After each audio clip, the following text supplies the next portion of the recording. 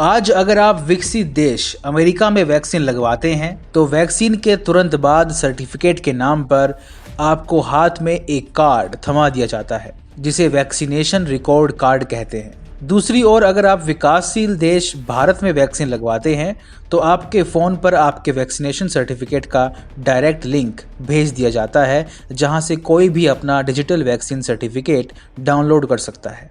और यही भारत की वैक्सीनेशन प्रक्रिया कई विकसित देशों से आगे खड़ी दिखाई देती है। TFI पर आपका स्वागत है और मैं विक्रांत हरड़क आपको बताऊंगा कैसे अब भारत के कोविन पोर्टल को दुनिया के कई देश मिसाल के तौर पर देख रहे हैं। अमेरिका में वैक्सीन लगवाने पर कागज का वैक्सीनेशन रिकॉर्ड कार्ड और भारत में वैक्सीन लगवाने पर फोन पर डिजिटल वैक्सीनेशन सर्टिफिकेट का डायरेक्ट लिंक। यह है कोविन का कमाल। इतना ही नहीं, यह कोविन के कारण ही संभव हो पाया है कि भारत ने 21 जून को रिकॉर्ड तोड़ते हुए एक ही दिन में करीब 85 लाख लोगों को वैक्सीन प्रदान की।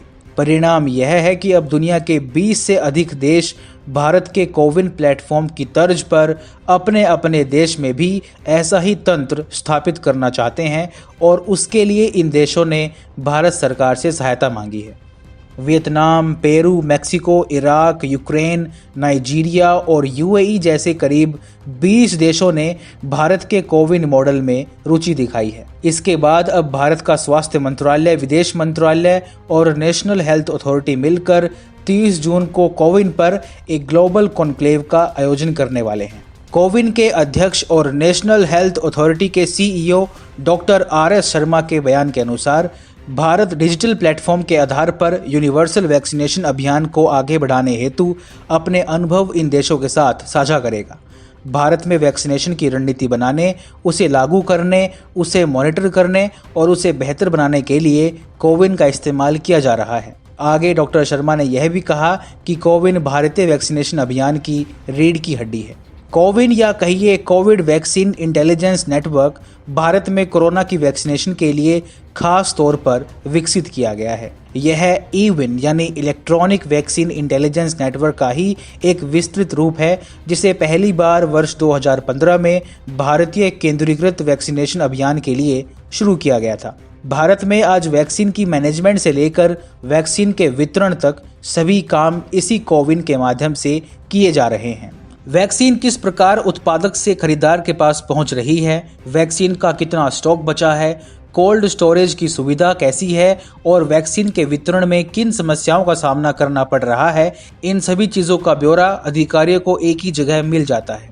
कोविन की सबसे खास बात यह है कि यहाँ यूजर्स जाकर खुद को पंजीकृत कर सकते हैं और यहाँ वे खुद के वैक्सीनेशन के लिए स्लॉट भी बुक कर सकते हैं, जो आज से पहले किसी भी वैक्सीनेशन अभियान के दौरान नहीं देखा गया।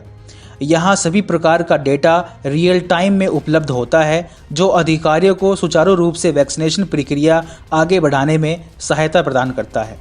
एक और ख़ास बात यह है कि वैक्सीन की दोनों डोज लगने के बाद कोविन के माध्यम से वैक्सीनेशन सर्टिफिकेट हासिल कर उसे डिजी-लॉकर ऐप पर भी अपलोड कर दिया जाता है। यानी कोविन प्लेटफॉर्म न सिर्फ वैक्सीन लगवाने वालों के लिए सहूलियत प्रदान करता है बल्कि सरकार एवं अधिकारियों के लिए भी प्रक्रिया बेहद आसान हो जाती है।